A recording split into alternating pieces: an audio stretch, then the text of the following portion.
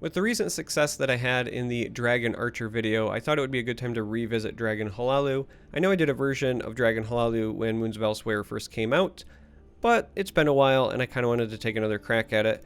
This is the list I'm going with. I don't think this is anywhere near fine-tuned, complete, whatever you want to call it. In fact, there's already like cards that I know are on the chopping block. Anasi, for example, is really good, but I don't think is a requirement in a deck like this. But nonetheless, this is the version we're going to pilot.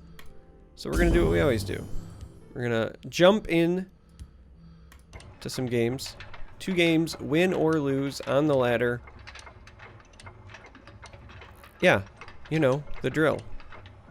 Deck code will be in the video description. If you want to use this deck code to treat it as a starting point, make some improvements, make it worse, do whatever you want to do. But yeah, I definitely feel like, just for example, Anasi could be something, I don't know, slightly better. Anasi's good. I just feel like Anasi really shines in an aggressive or mid-range list where you're using it to deny guard, deny drain. In a control list, if you're stealing your opponent's guards to put a 5/5 guard with maybe some upside, it's sometimes worth it, but the reality is Anasi, in my opinion anyway, is just not a great control card. Alright, well this is going to be a balls to the wall aggressive battle mage list. Rift Thanes are in here because they're basically phenomenal 2/4. We'll go ahead and do this. 2/4 guards in the early game. We press on. That's a raiding party. Let's do please, please put them both over there. some Alduin. No, you're not gonna give it to me. I don't want this to die to lightning bolt before we get some value out of it. So sad as it makes me. I think we just go ahead and do that.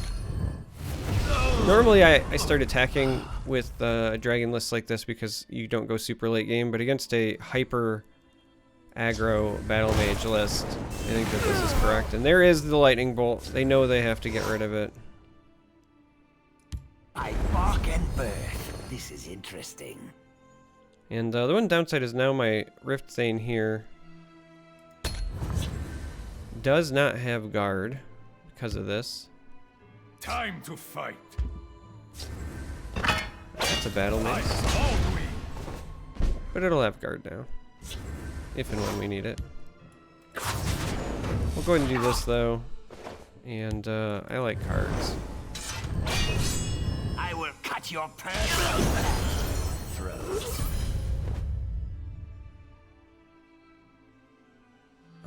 Interesting. Let's actually do this. I do not. Now the reason I'm doing this is because I either have to come over here and get rid of it or we push them into the shadow lane, and that's important because clockwork over here, representing potential 6 drain, is a really big deal, so.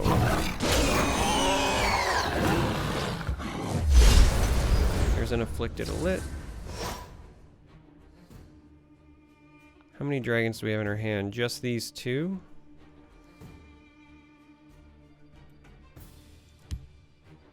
Alright, so in this instance I think that we just play defense some more. There was the potential, if our hand was a little bit different, there was a potential to play Devour on one of the charge creatures and hope that it lands here, because giving this drain but also charge is entirely relevant.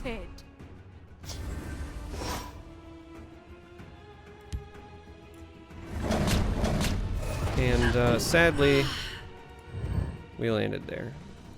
Is someone out there? But we're just gonna keep doing what we're doing, which is just put guards in both lanes for a bit.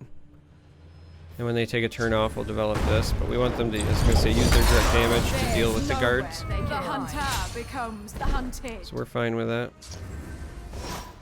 Chaos take you. So like, here we're gonna do that and then play our big drain. And so now they gotta deal with both the guards and the drain, and then we also have Undying that we can follow up with. far as trying to stabilize goes. We press on.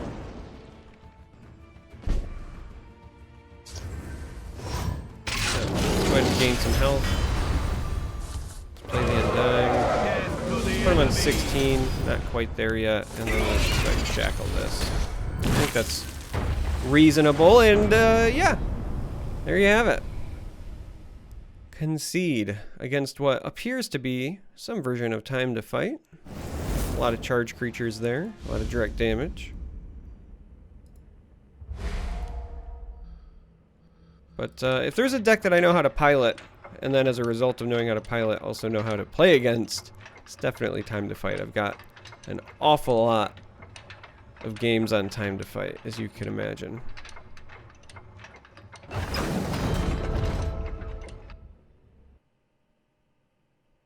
Okay. Now we are up against Redder in game 2. So the good news is, win or lose, we're not going 0-2. We got a victory. I think we throw you back. These two are reasonable. I guess we are going to keep a Clockwork Dragon, whether we like it or not.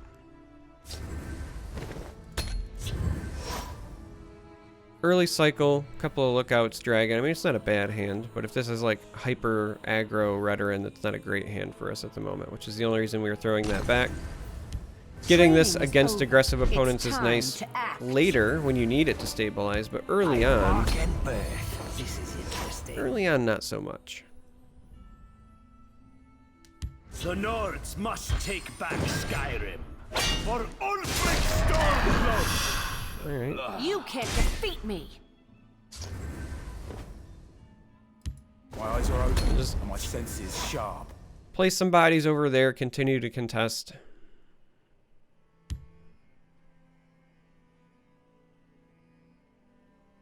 They have a lot of options here. With the ring, they could, for example, have went into like a Hive Defender.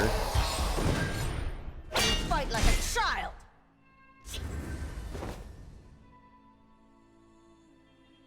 So we have an interesting decision to make. We're going to trade into this. We can do that Do not think one to way or the sneak other. by me. But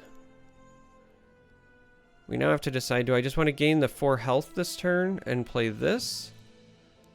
Or do I play this to set up something else next turn? I feel like you play this because you don't want to use this to trade into here next turn. And next turn we're likely going to end up playing Javelin or a Clockwork anyway. So I think this is correct. One other course of action that we could have taken was we could have left 5th Legion and traded into this with Crusader's Assault to just draw cards, but then we leave 5th Legion on the board. That doesn't feel very good, so. Right now, everything about our expected turn sequence is going exactly as we expected. We use the Javelin. Make the trade. The Walker watches over me. Wait! Did you hear that?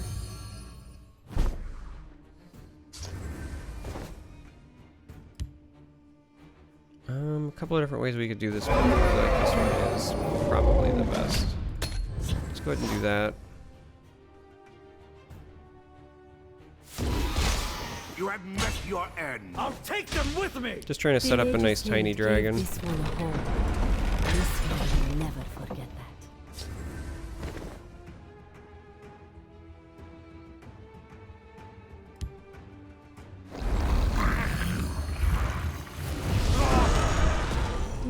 So here we take the tiny, and then we just have to decide, do I want to play the big drain dragon? Or do I want to play this drain over here in the shadow and try to hide it? A couple of different ways I could go. I think this is probably correct. Citizen.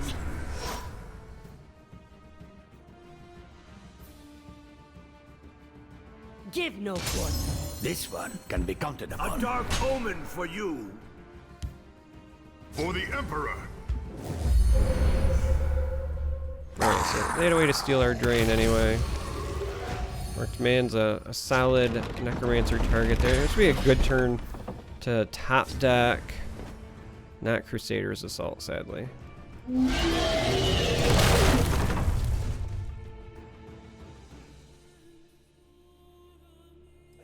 gonna do this. And now we've got some decisions to make. I do think that this one is ideal, but we don't want to break this rune. But we don't break it because we would only be dealing 4. Still have 5 Magicka to work with. Okay, let's go ahead and do this. Let's see if we can find some better answers here. Dawn's Wrath is pretty good for us. Clockwork Dragon over here is as good as Soaking 4. Because they cannot allow the drain to stay. Or we could play another Golden Initiate over here.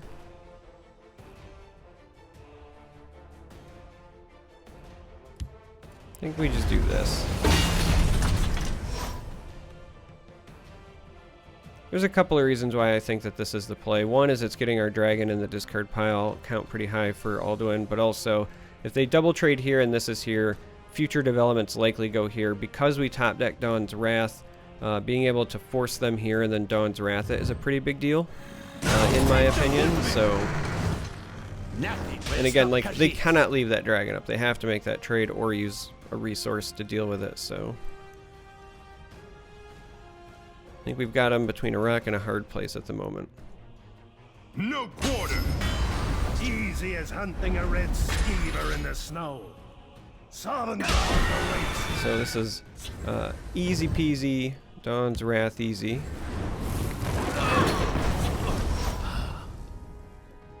Now they will likely deploy here again, but as long as they're small enough, Did you hear that? we can just shackle them with Sanctuary. We have Devour. Yeah, Sanctuary is going to be the play here. Along with a Golden Initiate. Speak, citizen. And let's go with It's the not enough to Blades watch Lookout your over back here. these days. So we can cycle when we play Sheer Point. Chimeric spirit of the sky, guide us. Well, looks like it was a little bit of a visual bug there. The webs weren't there and then they were, or whatever it was, but we're fine with that. Let's go ahead and take that drain. We must help Play the Duke. Put them on the cusp. I mean, if they run Afflicted Elite, then sure, they've earned it at this point, but we'll just do this. Got a commanding control of the board. Did you hear that? Their hand, there's only one card we don't know what it is, because 2 of these are defenses, so. Let's go ahead and work through our cycles.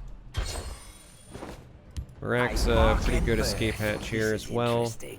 Let's go ahead with a Midnight Snack. We're gonna break this rune. We'll go ahead and do this. We want to draw even more cards. And then we will pass and then set up the Alpha Strike for next turn. Or they can just concede. So, bravo!